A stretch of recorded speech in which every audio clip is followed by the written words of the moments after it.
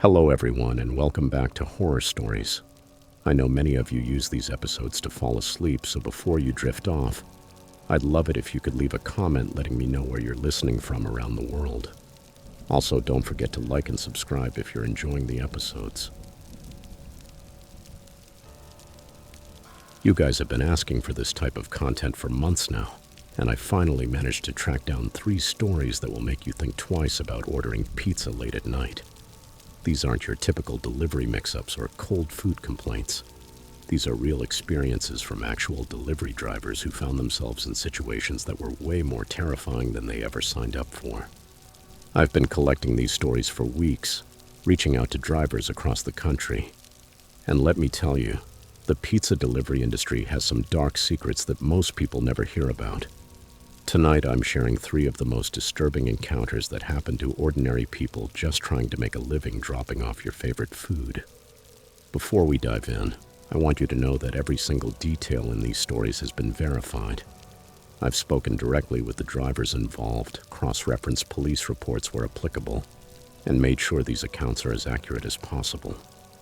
What you're about to hear isn't fiction or urban legends. These are real events that happen to real people. And honestly, some of the details still give me chills. The first story takes place in a suburban neighborhood that looks completely normal during the day, but transforms into something much more sinister after dark. Our driver, who we'll call Marcus, had been delivering pizzas for about 2 years when this incident occurred. He thought he'd seen everything the job could throw at him. He was wrong. It was a Thursday night in late September around 10:30, when Marcus got the call for a delivery to 847 Maple Street. The order was pretty standard, 2 large pepperoni pizzas and a bottle of soda.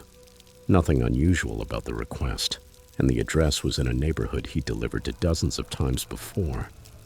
The customer paid with a credit card over the phone, which meant Marcus just had to drop off the food and collect a signature. Marcus loaded up his car and made the familiar drive through the winding suburban streets. The house sat at the end of a cul-de-sac, surrounded by tall oak trees that blocked most of the streetlight. As he pulled into the driveway, he noticed something immediately felt off. Every single house on the street had lights on in at least one window, but 847 Maple Street was completely dark.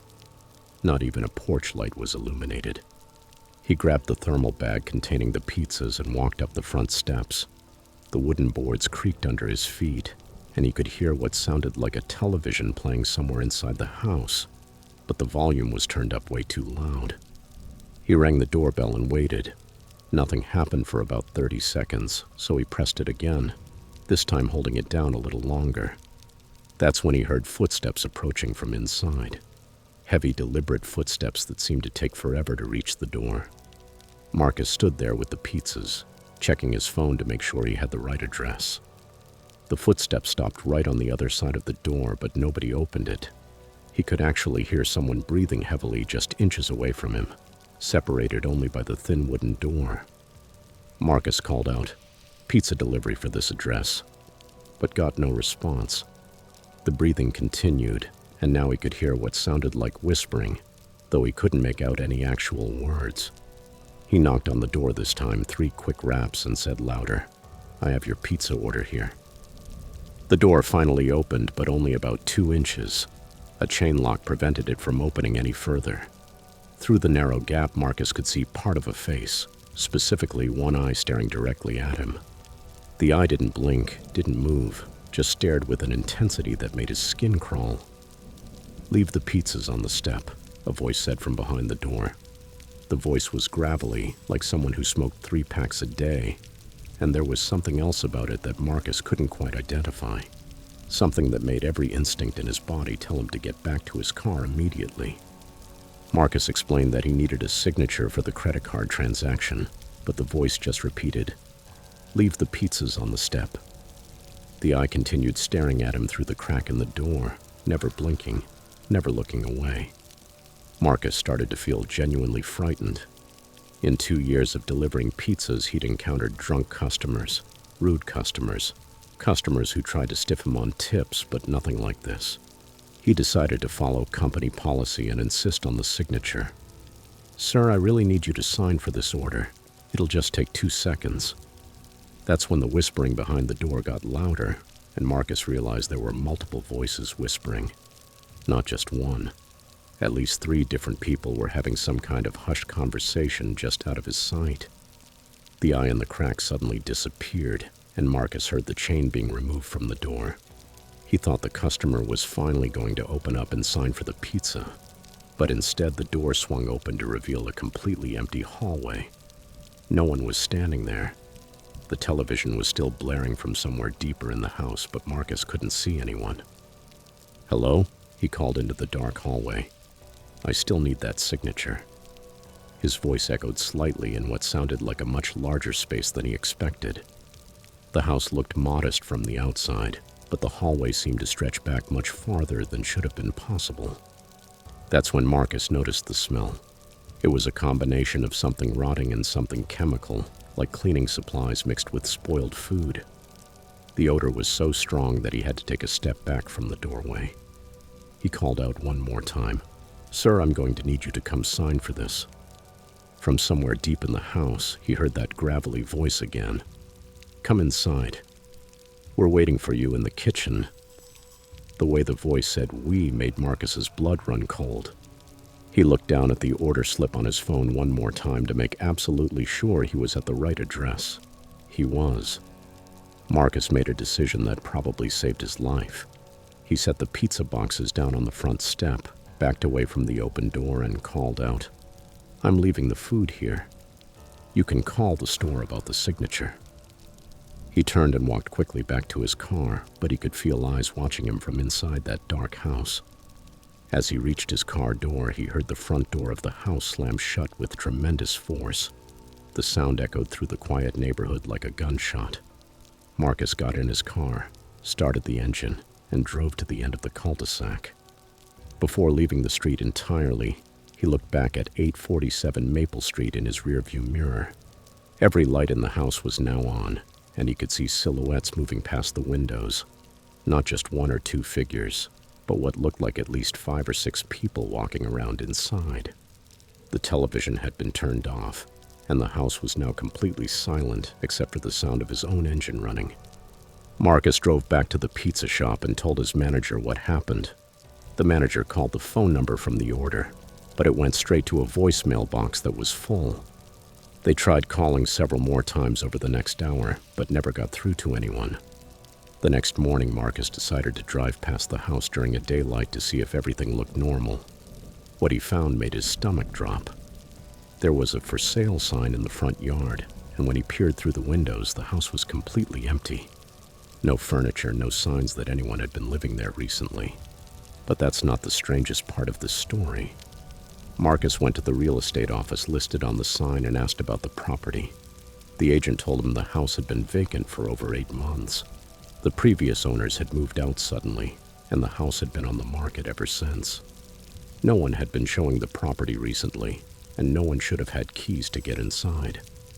Marcus never found out who placed that pizza order or who was in that house that night. The second story comes from a driver named Sarah who worked the late shift in a college town about 3 hours north of where Marcus had his encounter. Sarah had been delivering pizzas for almost a year, mostly to drunk college students who tipped well and never caused any real problems. She actually preferred the night shift because the tips were better and the roads were less crowded, so that preference changed completely after what happened on a Friday night in early November. The order came in around 11:45 p.m. for 3 large pizzas with various toppings and a 2-liter of Coke. The delivery address was for an apartment complex on the outskirts of town, one of those newer buildings that housed mostly graduate students and young professionals. Sarah had delivered there plenty of times before, so she wasn't concerned when she loaded up her car and headed out into the cold night. The apartment complex consisted of 4 identical buildings arranged around a central parking area. Each building was 3 stories tall with outside staircases leading to the upper floors.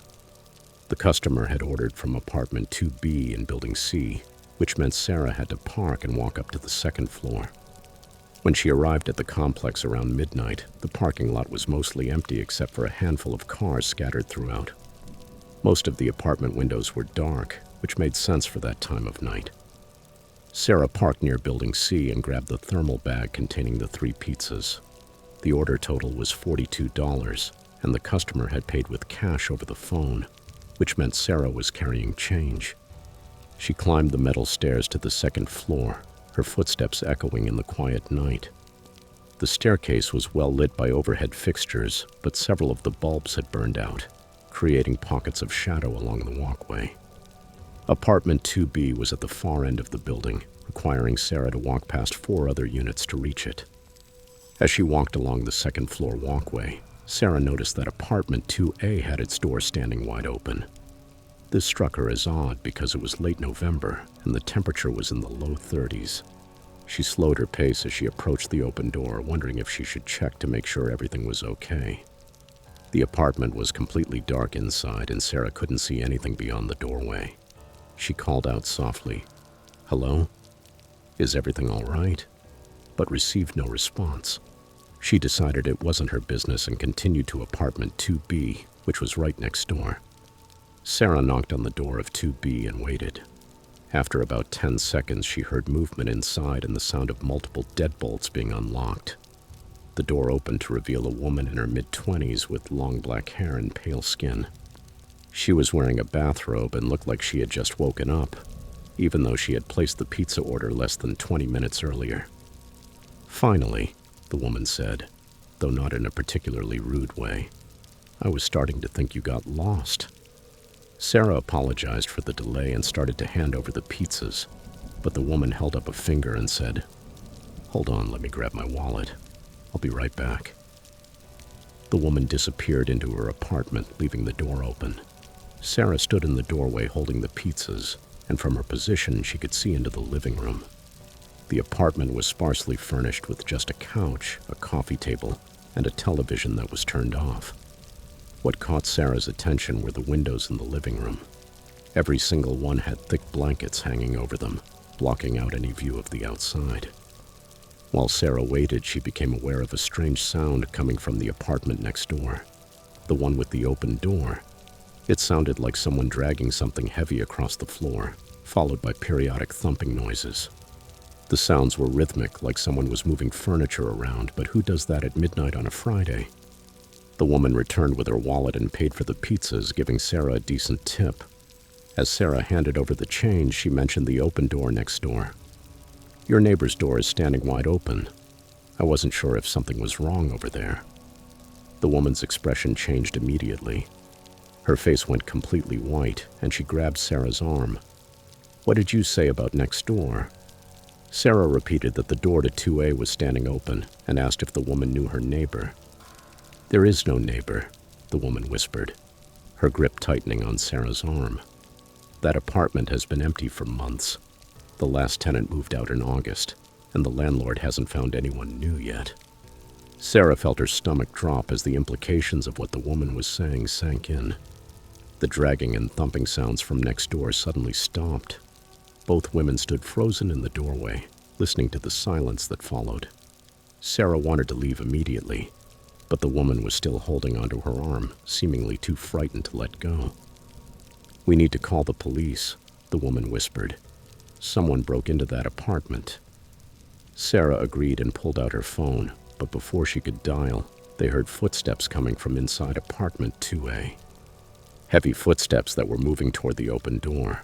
The woman yanked Sarah into her apartment and quickly locked the door behind them. They both stood with their backs against the door, hardly daring to breathe. Through the thin walls, they could hear someone moving around in the empty apartment next door.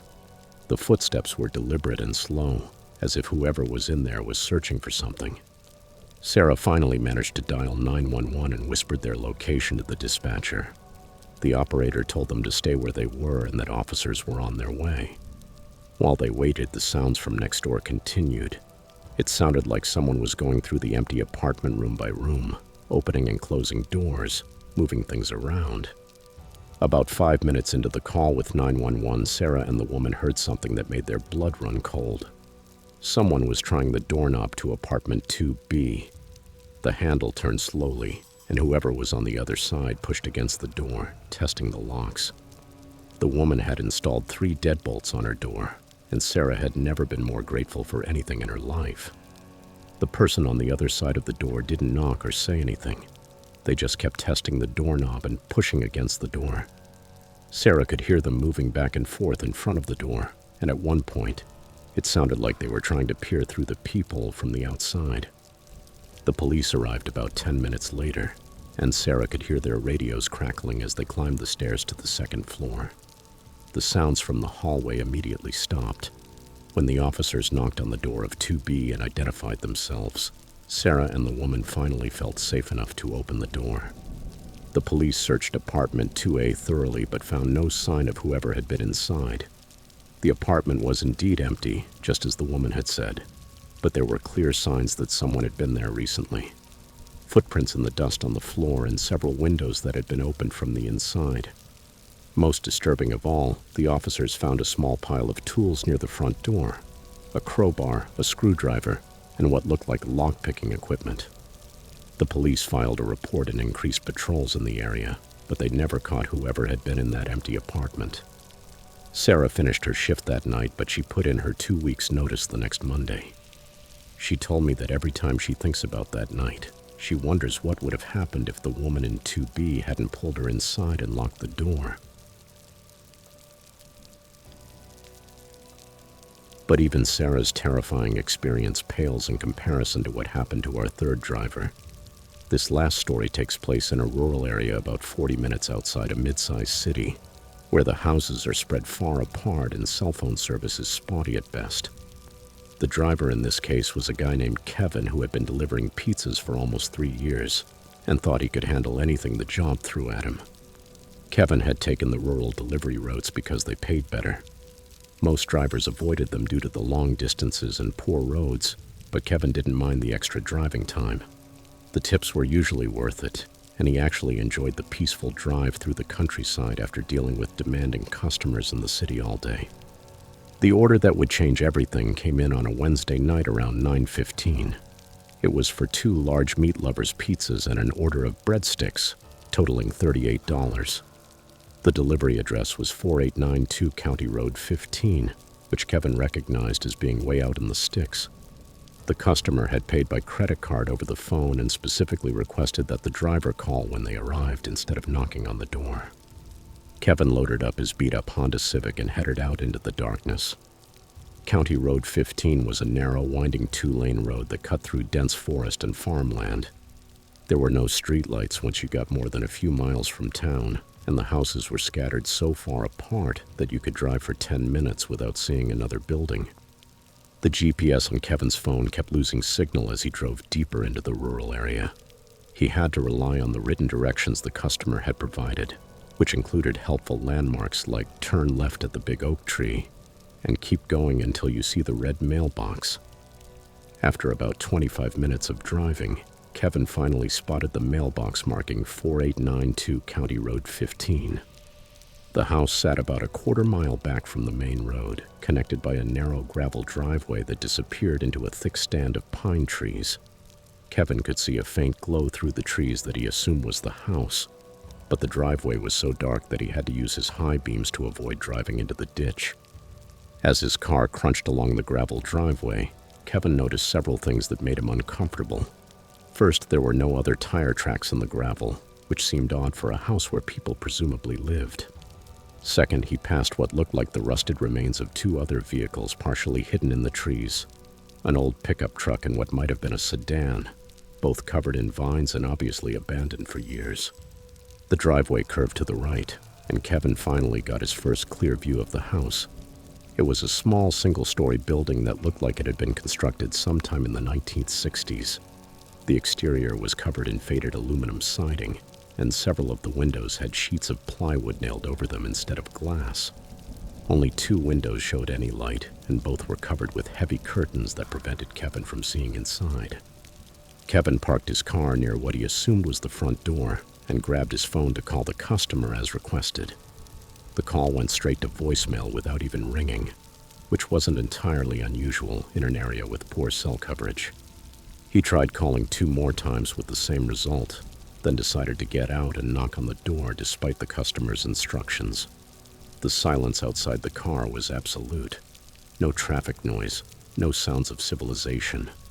just the occasional rustle of wind through the pine trees. Kevin had grown up in a rural area and was used to quiet nights, but this felt different. This felt like the kind of silence that comes when even the animals know to stay hidden. He walked up to the front door carrying the thermal bag with the pizzas. The wooden steps creaked under his weight, and he noticed that several of the boards were rotting and felt unstable. Kevin knocked on the door 3 times and called out, "Pizza delivery." He waited about 30 seconds and knocked again, this time louder.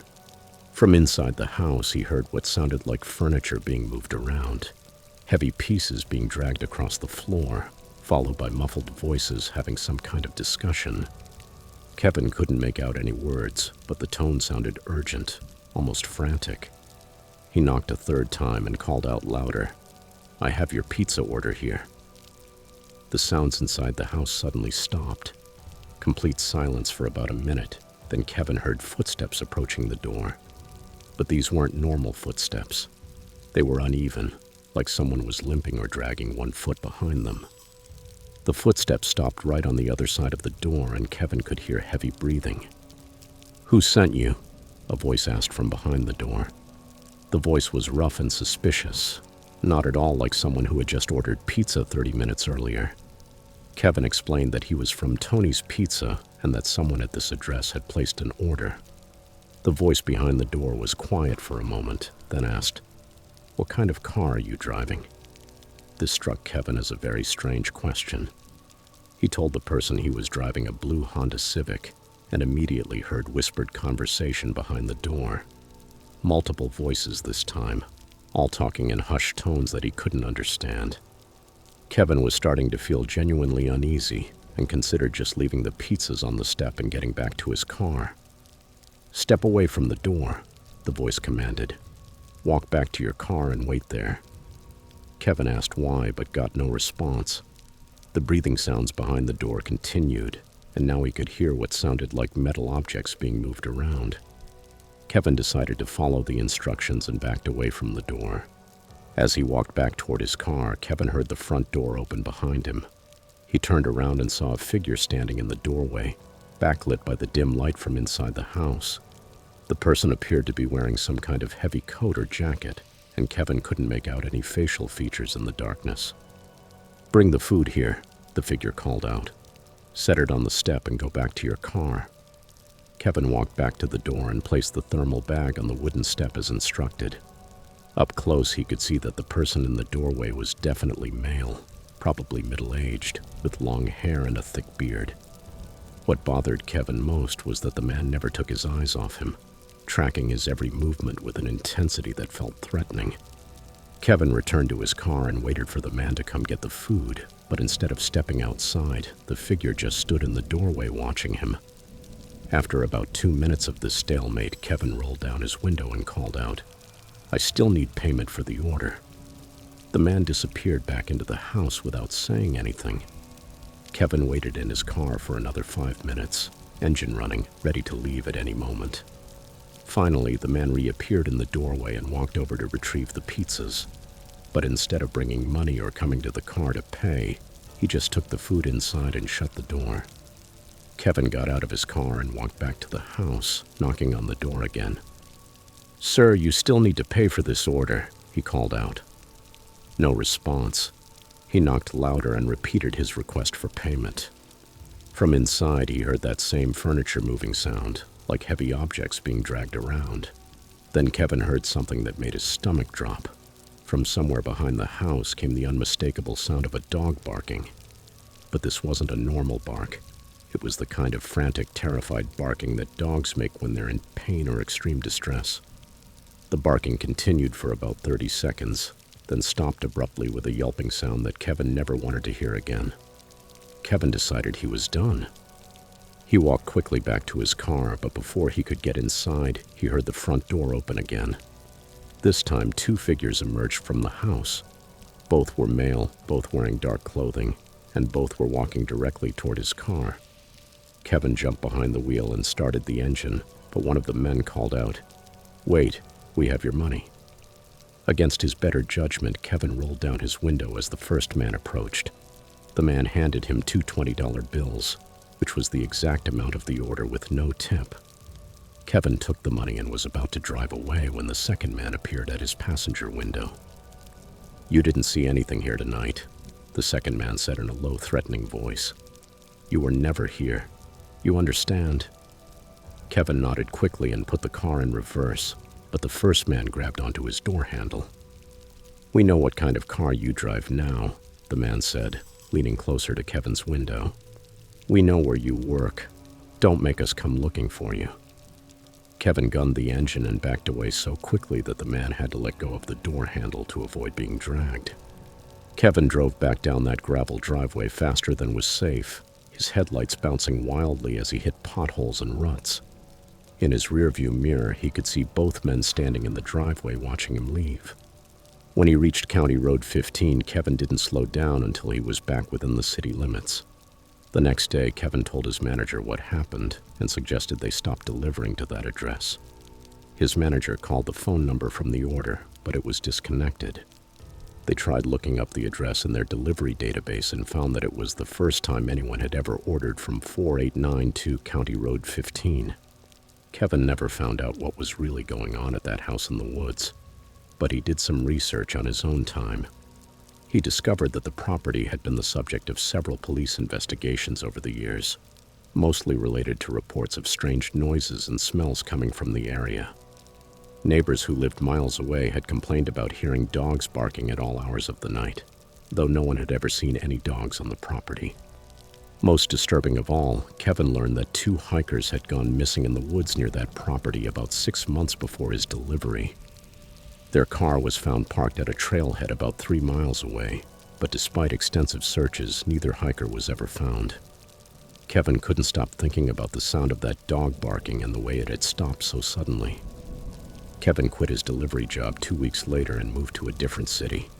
He told me that he still has nightmares about those 2 men standing in the driveway, watching him drive away. He's convinced that if he had arrived 30 minutes earlier or stayed 30 seconds longer, something terrible would have happened to him. These 3 stories represent just a tiny fraction of the disturbing encounters that pizza delivery drivers face every single night across the country. Most drivers have at least one story about a delivery that went wrong, a customer who seemed dangerous, or an address that just felt completely wrong. The scary truth is that when you're delivering food to strangers' homes late at night, you never really know what you're walking into. After collecting and verifying these 3 accounts, I reached out to several pizza chains to see if they had any policies in place to protect their drivers from situations like these. What I discovered was shocking. Most major pizza companies have virtually no safety protocols for their delivery staff beyond basic traffic safety training.